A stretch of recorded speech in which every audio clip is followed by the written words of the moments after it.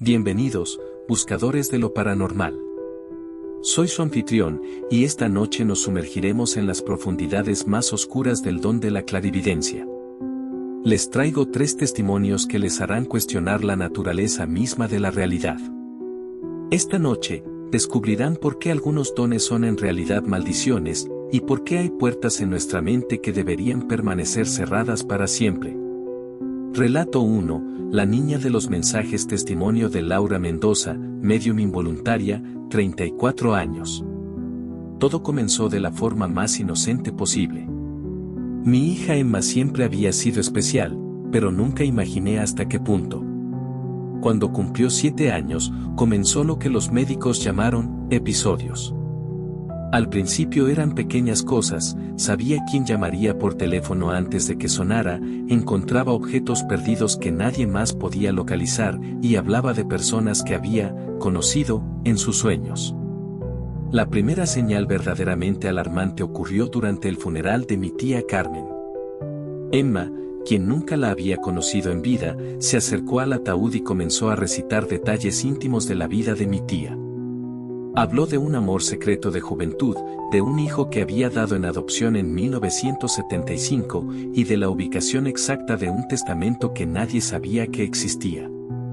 Cuando verificamos la información, todo resultó ser cierto. Los episodios se intensificaron. Emma comenzó a despertar todas las noches exactamente a las 3:33 de la mañana. La encontrábamos sentada en su cama, con los ojos completamente blancos, escribiendo en cuadernos con una caligrafía que no era la suya. Los escritos estaban en diferentes idiomas, latín, arameo antiguo, sánscrito, e incluso lenguas que los expertos no pudieron identificar. Una mañana, mientras desayunábamos, Emma dejó caer su cuchara y miró fijamente a través de la ventana. Con una voz que no era la suya, dijo: «Vienen 7. Los que murieron en el incendio de 1942 minutos». Horas después, descubrimos que nuestra casa había sido construida sobre las ruinas de un orfanato que se había incendiado hace décadas, cobrando la vida de 7 niños. Las manifestaciones comenzaron a afectar el mundo físico. Los objetos se movían solos en presencia de Emma. Las bombillas explotaban cuando ella se enojaba. Los animales reaccionaban de manera extraña, los perros aullaban en su presencia, los pájaros caían muertos cuando ella pasaba cerca, y las plantas se marchitaban al tocarlas. Los mensajes se volvieron más específicos y perturbadores. Durante una reunión familiar, Emma señaló a mi primo Miguel y, con voz monótona, reveló que había atropellado a un ciclista 2 meses atrás y había huido de la escena. Miguel se derrumbó y confesó todo. La policía posteriormente encontró a la víctima en coma en un hospital. Las noches eran especialmente difíciles. Emma comenzó a levitar durante el sueño. Su habitación se llenaba de mariposas negras que aparecían de la nada, incluso en pleno invierno. Las paredes de su cuarto se cubrían de escrituras que parecían grabadas desde dentro del yeso, mensajes en lenguas muertas que advertían sobre la convergencia de los mundos. Consultamos a varios especialistas. Los psiquiatras diagnosticaron desde esquizofrenia hasta trastorno de personalidad múltiple. Los parapsicólogos hablaban de posesión y mediumnidad natural. Un antiguo chamán que visitó nuestra casa tuvo una reacción violenta al ver a Emma, comenzó a convulsionar y gritó que ella no era un puente, sino una puerta, y que ellos la estaban usando para cruzar. Los eventos alcanzaron un punto crítico durante el 12º cumpleaños de Emma. Habíamos organizado una pequeña fiesta, intentando mantener cierta normalidad. Durante el momento de soplar las velas, Emma entró en trance. Su cuerpo comenzó a convulsionar, y 7 voces diferentes emergieron de ella simultáneamente, cada una hablando en un idioma diferente. Las luces comenzaron a parpadear, y la temperatura en la habitación bajó tanto que podíamos ver nuestro aliento. A través de Emma, los espíritus revelaron que eran los niños del orfanato, pero no eran los únicos. Había otros seres, más antiguos y oscuros, que habían estado usando a los niños como señuelo para llegar a Emma. El pastel de cumpleaños comenzó a romperse y empezó a brotar liquidi rojo parecido a sangre, y en las paredes aparecieron símbolos que parecían quemados en el papel tapiz. Cada invitado en la fiesta comenzó a experimentar visiones personalizadas de sus mayores miedos y secretos más oscuros. Mi madre vio a su hermana fallecida arrastrándose por el techo. Mi esposo presenció la repetición de un accidente de auto que había presenciado en su juventud. La crisis alcanzó su clímax cuando Emma comenzó a multiplicarse físicamente. Los testigos describieron ver 5 versiones diferentes de ella en la habitación, cada una en una etapa diferente de su vida, pasada y futura. La versión más perturbadora era la Emma adulta, que advertía sobre una catástrofe futura que solo podría evitarse si cerrábamos la puerta. Un equipo de médiums y sacerdotes de diferentes religiones se unió para realizar un ritual de protección. Durante 3 días y 3 noches, nuestra casa se convirtió en un campo de batalla espiritual. Las paredes parecían agrietarse, los muebles levitaban, y espectros de diferentes épocas se manifestaban continuamente. El ritual funcionó, pero a un precio terrible. Emma estuvo en coma durante 2 semanas. Cuando despertó, parte de su don se había parcialmente desaparecido, pero no completamente. Ahora, a los 15 años, Emma vive una vida aparentemente normal, pero hay momentos en que los velos entre los mundos se adelgazan. Hoy en día, mantenemos un estricto conjunto de reglas: nada de espejos en la casa después del atardecer, ningún objeto antiguo puede permanecer más de 24 horas, y Emma debe realizar rituales de protección diarios. Los médiums que nos ayudan nos han advertido que su don no está realmente contenido, sino dormido. Las mariposas negras siguen apareciendo ocasionalmente, especialmente en las noches de luna nueva. Emma todavía despierta a las 3:33 de la mañana, aunque ya no escribe en lenguas ininteligibles. En cambio, dibuja. Sus dibujos muestran eventos que aún no han sucedido, algunos hermosos, otros terroríficos. Lo más perturbador es que Emma ahora dice que puede ver líneas de tiempo alternativas. Describe versiones de nuestra realidad donde las cosas son diferentes, algunas mejores, otras mucho peores. Y a veces, cuando está especialmente cansada o vulnerable, susurra sobre los otros, seres que esperan pacientemente en los espacios entre realidades, buscando otra oportunidad para usar su don como puerta. ¿Hemos logrado realmente contener su don, o solo hemos postergado lo inevitable? Cada noche, cuando escucho a Emma hablar en sueños en voces que no son suyas, me pregunto si algún día esa puerta volverá a abrirse completamente, y que cruzará cuando lo haga. Relato 2. El espejo del psiquiátrico. Testimonio del Dr. Ricardo Vega, ex psiquiatra del Hospital Mental San Antonio de Asís, 58 años. Llevo más de 30 años ejerciendo la psiquiatría, pero nada en mi formación médica me preparó para lo que presencié en el Hospital San Antonio de Asís. Todo comenzó cuando trasladaron a una paciente peculiar, María Eugenia Torres, una mujer de mediana edad que había sido encontrada en estado catatónico frente a un espejo antiguo en su casa. Lo que hacía único su caso era que cualquier superficie reflectante cerca de ella, según sus familiares, comenzaba a mostrar imágenes imposibles. Los espejos no reflejaban su rostro, sino el de otras personas. Personas que, según los registros, habían muerto en ese hospital décadas atrás. Al principio, seguí los protocolos estándar. Diagnostiqué un trastorno psicótico con elementos de parasomnia. Pero entonces comenzaron los incidentes. Las cámaras de seguridad la captaban caminando por los pasillos a medianoche, aunque las correas de su cama seguían atadas. En los videos, su reflejo en las ventanas caminaba en dirección opuesta a su cuerpo, o eso reflejaban las cámaras. Los otros pacientes comenzaron a deteriorarse. Reportaban ver a María Eugenia simultáneamente en diferentes lugares del hospital. Algunos juraban que la habían visto atravesar paredes como si fueran portales. Lo más perturbador era que todos coincidían en un detalle: cuando ella los miraba, veían sus propios rostros envejeciendo rápidamente hasta la descomposición. Una noche, durante mi ronda nocturna, encontré a María Eugenia sentada en el suelo de su habitación, rodeada de espejos rotos. Las enfermeras juraron que nunca habían entrado espejos a la habitación.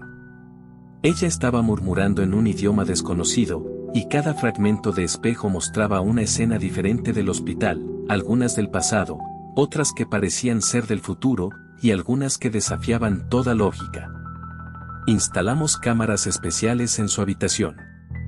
Las grabaciones revelaron algo imposible. Mientras dormía, el reflejo de María Eugenia se sentaba en la cama y la observaba dormir. En algunas ocasiones, su reflejo parecía sostener conversaciones con otras entidades que no aparecían en la grabación. La situación empeoró cuando los otros pacientes comenzaron a desaparecer. Los encontrábamos días después, desorientados y envejecidos, sin recordar dónde habían estado. Algunos hablaban de un lugar detrás de los espejos, un hospital invertido donde el tiempo fluía de manera diferente y las leyes de la física no existían. Un día, María Eugenia me pidió una sesión privada.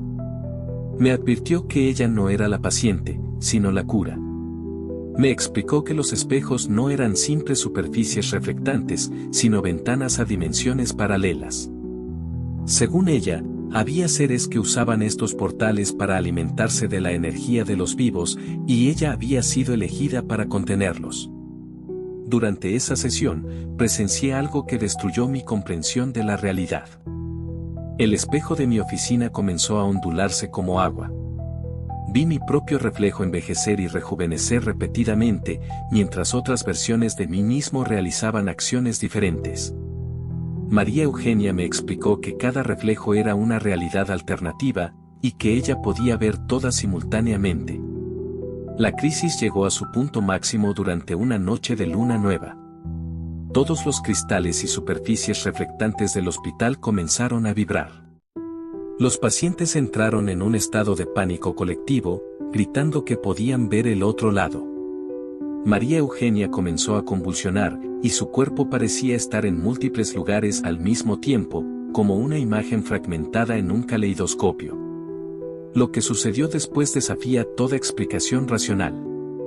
Las paredes del hospital se volvieron reflectantes, y en cada superficie podíamos ver versiones diferentes del edificio. Algunos mostraban el hospital en ruinas, otros lo mostraban en llamas, y en algunos se veían criaturas que no deberían existir. María Eugenia se levantó y caminó hacia el espejo más grande de la sala común. Antes de atravesarlo, atravesarlo físicamente, me miró y dijo: alguien tiene que mantener cerradas las puertas entre mundos. Es mi turno ahora. Desapareció a través del espejo, que se hizo añicos inmediatamente después. Todos los espejos del hospital se rompieron simultáneamente. Los pacientes que habían desaparecido reaparecieron, aunque algunos regresaron cambiados, como si hubieran vivido vidas enteras en cuestión de días. Renuncié al hospital esa misma semana. No podía seguir ejerciendo después de lo que había presenciado. Aún hoy, 15 años después, no puedo tener espejos en mi casa. Porque a veces, en el rabillo del ojo, creo ver a María Eugenia observándome desde el otro lado, montando guardia contra algo que acecha en las dimensiones reflejadas. Y lo más perturbador es que, desde entonces, cada vez que me miro en un espejo, por una fracción de segundo, mi reflejo parece moverse con un ligero retraso, como si ya no estuviera sincronizado con nuestra realidad. Relato 3. El pacto del sótano. Testimonio de Gabriel Herrera, ex investigador paranormal, 45 años. Hay lugares en este mundo que sirven como puntos de encuentro entre diferentes realidades. El sótano del número 47 de la calle Morelos es uno de ellos. Lo que voy a contarles destruyó mi carrera como investigador paranormal y me hizo cuestionarme todo lo que creía saber sobre la realidad. Todo comenzó cuando recibí una llamada desesperada de la familia Ruiz. Habían comprado una casa antigua a un precio sospechosamente bajo, y desde el primer día notaron que algo andaba mal con el sótano. Los sonidos comenzaron primero, risas infantiles, conversaciones en idiomas desconocidos, y lo que describían como música de circo distorsionada, que se filtraba a través del piso durante las noches. Al principio, pensé que era un caso típico de actividad residual. Pero cuando bajé al sótano por primera vez, supe que me enfrentaba a algo completamente diferente. El espacio parecía distorsionarse ante mis ojos. Las paredes respiraban. Literalmente, se expandían y contraían como si fueran pulmones gigantes. Y los instrumentos de medición enloquecieron, los campos electromagnéticos fluctuaban salvajemente, la temperatura bajaba y subía decenas de grados en segundos. Durante mi primera investigación, descubrí marcas en las paredes. No eran grafitis normales, eran símbolos que parecían cambiar cuando no los mirabas directamente. Algunos los reconocí de antiguos grimorios, símbolos de invocación, portales dimensionales y pactos demoníacos. Pero otros eran completamente desconocidos, y solo mirarlos causaba dolor de cabeza y náuseas. La familia me contó que su hijo de 6 años, Miguel, había comenzado a hablar de sus amigos del sótano. Según él, había conocido a otros niños que vivían del otro lado de la pared. Los describía como niños normales, excepto que, a veces se volvían al revés, y podían hacer que sus caras se derritieran. Una noche, instalé cámaras en el sótano. Lo que captaron me heló la sangre. A las 3:33 de la mañana, las paredes comenzaron a ondular como si fueran líquidas. Sombras con formas vagamente humanas emergieron de los rincones, moviéndose de manera imposible, como si tuvieran demasiadas articulaciones. Y entonces apareció Miguel, sonámbulo, caminando hacia el centro del sótano. En el video, se puede ver claramente cómo Miguel comienza a interactuar con algo invisible. Sus movimientos sugieren que está jugando con otros niños, pero las cámaras térmicas mostraban zonas de frío intenso moviéndose a su alrededor, formando siluetas infantiles. Lo más perturbador fue cuando Miguel comenzó a flotar, suspendido a varios centímetros del suelo, mientras risas distorsionadas llenaban la grabación. Contraté a un medium para una sesión de contacto. Fue un error terrible. Apenas entró al sótano, comenzó a sangrar por los ojos y a hablar en múltiples voces simultáneamente. Nos reveló que el sótano no era solo un espacio físico, sino un punto de convergencia entre diferentes realidades. Según ella, en 1947, un grupo de ocultistas había realizado un ritual para abrir un portal, pero algo salió mal. En vez de abrir una puerta a una dimensión específica, crearon una especie de zona cero, donde múltiples realidades se superponían. Las cosas se salieron de control cuando Miguel desapareció durante 3 días. Lo encontramos en el sótano, pero algo había cambiado. Físicamente parecía el mismo, pero su comportamiento era errático. Hablaba de haber visitado el otro lado, donde el tiempo fluía diferente y las leyes de la física eran más sugerencias que reglas. Describió ciudades imposibles donde la geometría no tenía sentido, y seres que podían existir en múltiples estados simultáneamente. La situación alcanzó su clímax durante un intento de limpieza espiritual. Reunía especialistas de diferentes tradiciones, un sacerdote católico, un chamán, un rabino y 2 médiums. Apenas comenzó el ritual, el sótano reaccionó violentamente. Las paredes comenzaron a sangrar un líquido negro que fluía hacia arriba, desafiando la gravedad. Los símbolos en las paredes cobraron vida, arrastrándose por las superficies como insectos metálicos. Los participantes del ritual comenzaron a experimentar visiones compartidas. Todos veíamos las mismas escenas imposibles, versiones alternativas de la casa donde eventos históricos diferentes habían ocurrido. En una, la casa nunca había sido construida y veíamos un antiguo cementerio indígena. En otra, la casa era un portal activo usado por seres interdimensionales para observar nuestra realidad. El ritual terminó abruptamente cuando Miguel apareció en el sótano, pero no solo. Había otras versiones de él mismo, cada una ligeramente diferente, todas emergiendo de las paredes como si fueran espejos líquidos. Hablaron al unísono, revelando que los amigos del sótano eran en realidad versiones de niños de diferentes líneas temporales, atrapados en ese punto de convergencia dimensional. Lo que siguió fue una batalla metafísica que duró 7 días. Las realidades comenzaron a colapsar una sobre otra. Vimos versiones pasadas y futuras de nosotros mismos interactuando en el mismo espacio. El tiempo dejó de fluir de manera lineal. Los participantes del ritual envejecían y rejuvenecían aleatoriamente. Finalmente, logramos estabilizar la situación, pero a un costo terrible. El chamán quedó en coma, el sacerdote perdió la capacidad de hablar, y uno de los médiums envejeció 30 años en cuestión de minutos.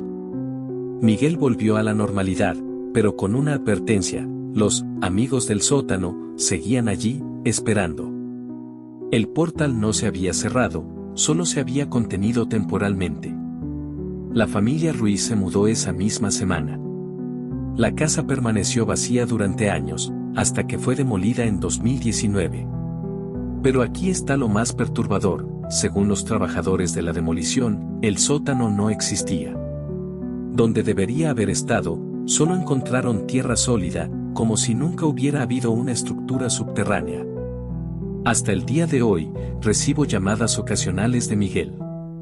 Me cuenta que a veces, en sus sueños, vuelve a jugar con sus amigos del sótano. Y que ellos le dicen que pronto encontrarán otra puerta, otro punto de convergencia. Porque según ellos, nuestra realidad es solo una delgada membrana que separa infinitas posibilidades, y hay lugares donde esa membrana es más delgada que el papel. Conclusión. Estos 3 testimonios nos recuerdan que la realidad es más frágil de lo que pensamos. Que hay puertas que nunca deberían abrirse y dones que son más una maldición que una bendición. La próxima vez que se encuentren frente a un espejo, o bajen a un sótano oscuro, recuerden: tal vez no estén tan solos como creen. Y tal vez, solo tal vez, algo los esté observando desde el otro lado de la realidad que conocemos. Suscríbanse, denle al me gusta y compartan. Buenas noches.